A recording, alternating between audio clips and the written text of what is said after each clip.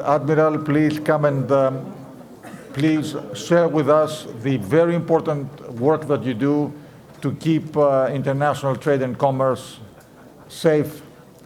Please, the floor is yours, and we're very honored to have you with us.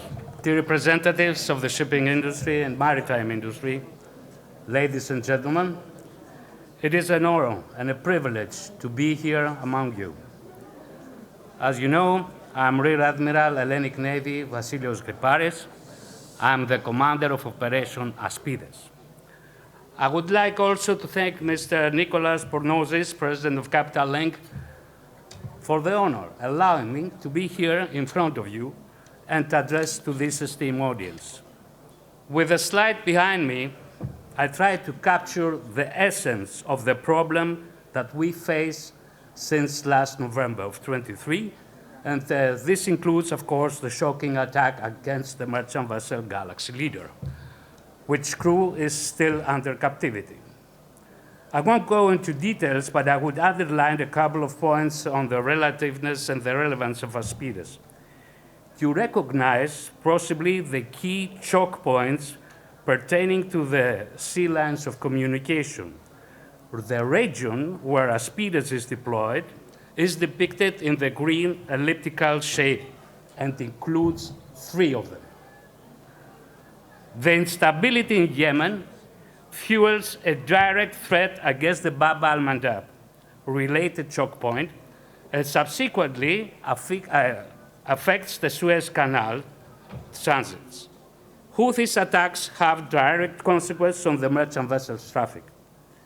This is what you see on the chart below on the right and the evolution of the traffic in the Suez Canal. It decreased by half between mid-September to March. It seems that the EU operation launched mid-February contributed only a bit to stabilize the downfall. But this problem led to seek new roads with consequences in terms of time, cost, pollution, not to speak to the supply chain. So it adds about more than 3,000 nautical miles, more than 9 days of trip, about $1 million in fuel. To face this issue, the EU decided to launch Operation ASPIDES. After the first proposals were adopted by end of December, the EU response was quite swiftly. Initial planning started in January. On the 12th of February, I was called in and nominated as the commander of the operation. And even on the 19th of February, the operation was launched. So that means that I had to plan everything in 7 days. And this is the first ever EU kinetic operation, naval operation. For the EU, the trigger was economy related. But the beating heart of the mission is to contribute to the European Union's ambition to be a maritime security provider in a strategic area as it has been foreseen in the 2022 Strategic Compass. It is also about upholding our values, and for us, the freedom of navigation is one of those. Contributing to the freedom of navigation, that's my mandate, and this is my mission. And it is defensive so that the operation remains de-escalatory by nature. That means no direct confrontation with the Houthis. It also covers a vast area of operation as depicted on the right. 3 tasks are included in this operation: accompaniment, protection, and maritime situational awareness. Considering the size of the area and the need to deliver immediate effects, our primary focus has been the Bab al-Mandab, where the majority of, anyway, these unlawful attacks took place and is taking place. This is where the protection task is implemented, and this is where our primary nature of ASPIDES is expressed. We are defensive, but we are also kinetic. ASPIDES engages and repels attacks against our assets and merchant vessels that are under our protection. ASPIDES is not allowed to hit any targets on the Yemen soil. And also, any attack, any action we take is only necessary and proportionate to the incoming attack. And it's also limited in the international airspace and sea. 20 EU member states participate in the operation. Since its launch, ASPIDES force law is not stable. It is always the case with new operations anyway in EU. But only 3 to 4 nations simultaneously provide ships, and in total, only 6 member states have provided ships, whilst France, Italy, and Greece are the major contributors.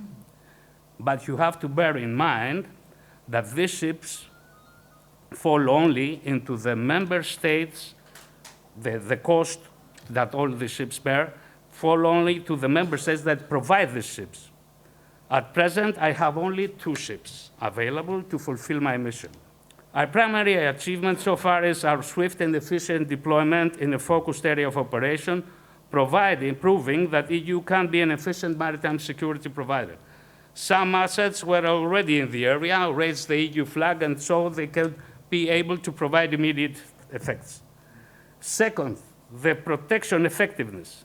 Since the launch of the operation has supported more than 350 ships. More than 250 were under close protection. During this close protection, we have encountered and repelled more than 17 attacks. This resulting in destroying 17 UAVs, 3 USVs, 3 unmanned surface vessels, and 4 anti-ship ballistic missiles. All the close protected vessels have successfully passed through the area without casualties. Third, the tools for communication with seafarers have been adjusted in line with the evolving threat. This is because the Maritime Security Center Horn of Africa remains a reliable source of information for the maritime community, and also about the situational awareness. Fourth, ASPIDES is contributing to the security in the region by protecting the life of the seafarers and the integrity of the vessels that request it. With its defensive mandate, ASPIDES serves to protect global common goods, including livelihoods of those living around the Red Sea and the environment. Last example, merchant vessel Sunia. Overall, the traffic in the Suez Canal remained reduced, but stable, slightly less than half of what was a year from now. Clearly, it's not satisfactory. But as you know, the threat is not neutralized because of the Houthis. Also, they are gaining experience and therefore are becoming more and more dangerous. At the same time, the member states' contribution is not increasing to the extent needed. Here is also the progress on the Houthis' armaments and capabilities. They have started a couple of years ago for a range in the radius of a couple hundreds of miles. Now they have extended their capacity more than 2,000 nautical miles. Of course, this includes stationary targets. But about the moving targets, which is your, let's say, major goal and center of focus, I will provide you some details.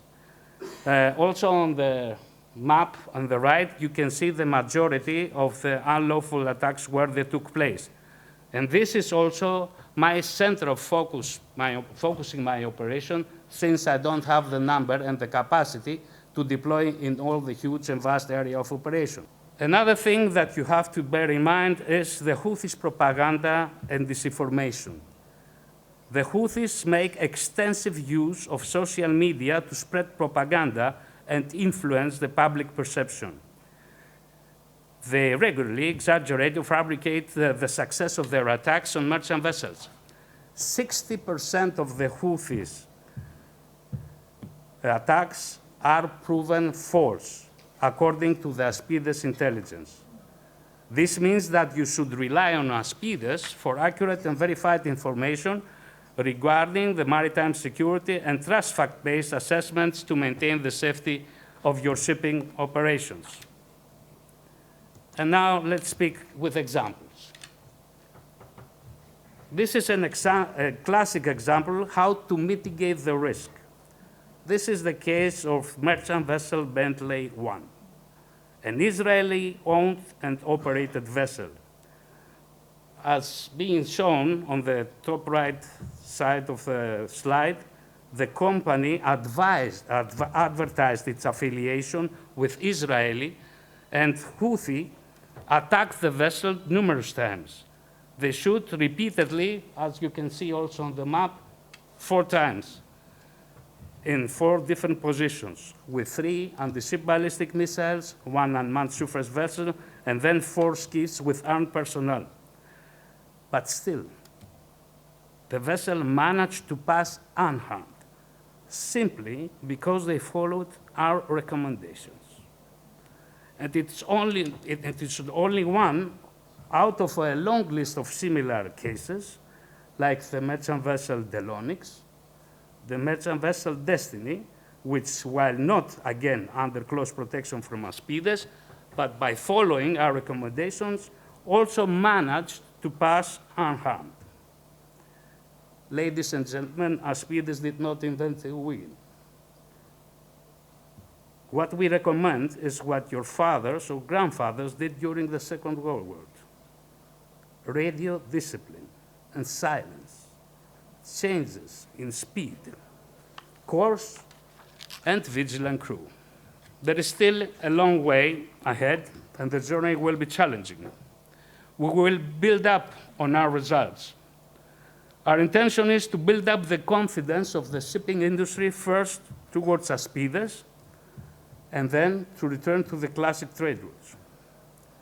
To that end, we advise you to follow our recommendations provided through the Maritime Security Center Horn of Africa. Discuss with us. Register to Maritime Security Center Horn of Africa through the address that you can see here, but it can easily be found via the internet. If planning to request support, fill the dedicated form according to the instructions available on the website. Review, reduce your public digital footprint. Update your vessel's data in vessel tracking services available to the public. There are examples of vessels surprisingly targeted by the Houthis because of non-updated web database, and of course the misconception that was caused to the Houthis.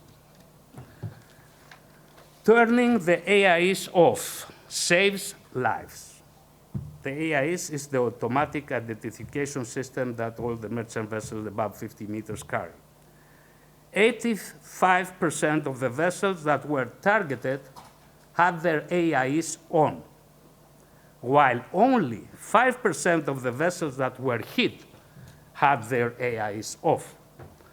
Taking into account the risk balance between safety and security, consider switching off AIS, but also the LRIT. After switching off AIS, alter course and speed often in order to hamper the targeting process. Ignore VHF calls and emails from Yemeni Navy or the Humanitarian Operations Command Center, which again are the Houthis. As said earlier on radio, discipline and silence is paramount. Choose routes far from the Yemeni coast, particularly remaining west of the Hellenic Islands, and make wide detours around the southern islands of the Red Sea. Generally, prefer night transits, night steaming through the Bab al-Mandeb to avoid identification by skiff assets patrolling in the area, because the ships that had the AIS off but were targeted were reported by spotters on board skiffs during the daylight. Perform your own risk analysis before planning your vessel's routes, taking the Houthi stance into account. Operation ASPIDES is a meaningful military operation because, first, EU navies are fighting new challenges and threats, the ones that we see also in Ukraine. Second, EU navies are gaining a high-end military experience and getting prepared to fight the next war. Today, we return to the primary role of the Navy, which is to protect also the merchant vessels. And this role is taking a new dimension today when it is carried under the EU flag as security provider. So I come to the policymakers. ASPIDES transforms words into action. In 2022, the EU clearly stated its ambition to become a maritime security provider. Today, ASPIDES contributes to this EU ambition. And more importantly, the EU member states have the opportunity to demonstrate that they stand together and are committed to face threats against rules-based order. I strongly believe that this conference contributes in strengthening the understanding and cooperation that is essential to uphold the freedom of navigation at the previous levels in the area, and I would like to congratulate the organizers for their efforts to make it happen. I would like to thank you very much for your attention.